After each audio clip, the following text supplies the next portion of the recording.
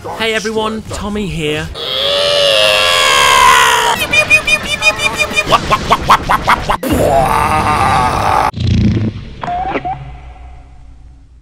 These are just some of the sounds that will be eternally drilled into your brain after a few hours of playing Starfighter Assault in Battlefront 2. And for me, that's a plus. But let's rewind. What is Starfighter Assault? Well, it's the new spacey fighty attack defend mode looking to cement itself as a core mode for players in Battlefront 2. We got to play it on PS4 and I have the rundown on it. Here's how it works. As an attacker, you'll be tasked with destroying various objectives in order to progress through the map in stages, with a limited pool of respawn tickets at your disposal. As a defender, you must simply defend the objectives by taking out as many enemies as you can and depleting their tickets to 0. There's also a few side objectives both teams will be able to complete in order to make their task easier. As attackers, AI turrets can be destroyed, allowing you better access to objectives, and similarly, defenders can destroy AI-controlled bombers which will relentlessly try to destroy your precious space parts.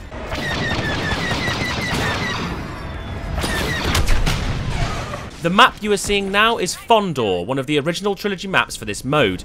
You will, however, be able to play on maps across all eras in the full version of the game. Lovely. So how did it feel to be a space pilot bastard?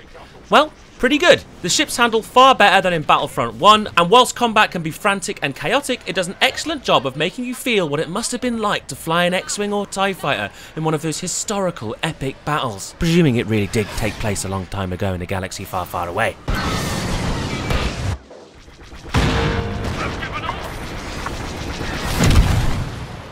One thing to note is that I personally had to tinker with the controller flight settings before I found a method which I was comfortable with. Something worth noting when you get your hands on this if you are indeed using a controller. As a PC gamer at heart, I look forward to using my trusty mouse and keyboard to fly these marvellous Starfighters.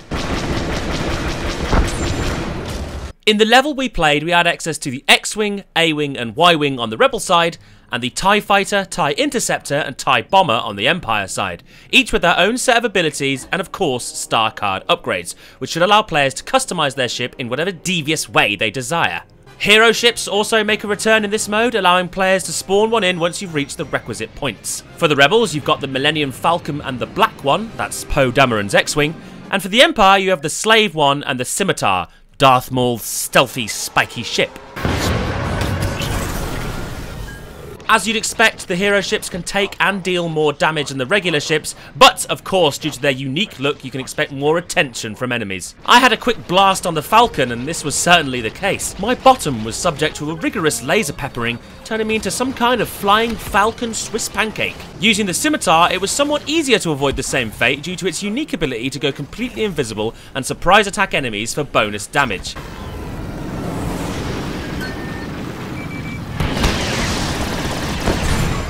It's quite treacherous!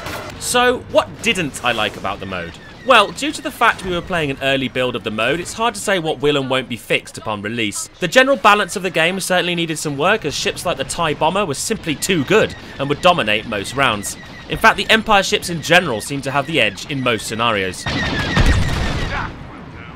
Another problem I faced was the inability to shake an opponent once they've begun pursuing you, as the game gives you a little red Dorito on your HUD which will point you in the direction of your last damaged or locked enemy, meaning losing them with some expert flying between the hull of the dockyard and the interior of a ship is all for naught, as that pesky Dorito will show your enemy exactly where you've gone, something I hope will be addressed on launch.